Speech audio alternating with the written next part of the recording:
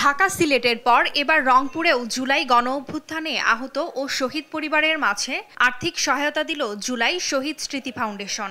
সকালে রংপুর শিল্পকলা একাডেমিতে ছাত্র অভ্যুত্থানে আহত নিহতদের পরিবারের কাছে চেক হস্তান্তর করেন জুলাই শহীদ স্মৃতি ফাউন্ডেশনের সাধারণ সম্পাদক সার্জিস আলম, মৎস্য ও প্রাণী সম্পদ উপদেষ্টা ফরিদা আক্তার ও সমাজ কল্যাণ মন্ত্রণালয়ের উপদেষ্টা শারমিন এস মুর্শিদ।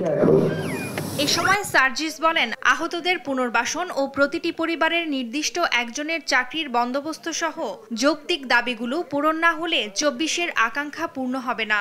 সেই সঙ্গে ৩ বিভাগ থেকে কেন উপদেষ্টা নেওয়া হয়নি প্রশ্ন রাখেন তিনি। পরিবার থেকে অন্তত একজনের যোগ্যতা অনুযায়ী চাকুরির ব্যবস্থা করা হোক।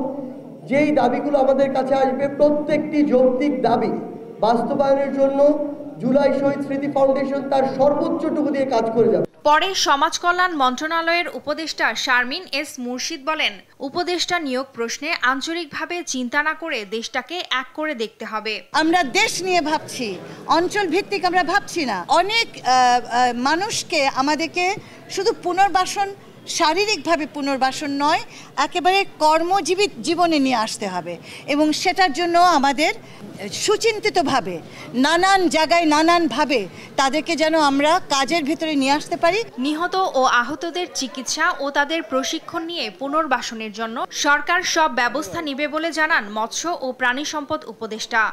সরকার তাদের জন্য সারা জীবন চিকিৎসার দায়িত্ব নিচ্ছে। যাদেরকে বিদেশ পাঠাতে হবে তাদেরকে দরকার হলে বিদেশ পাঠানো হবে। হত্যাকারীদের দ্রুত সর্বোচ্চ শাস্তির আওতায় আনার দাবি জানান নিহত ও আহত পরিবার।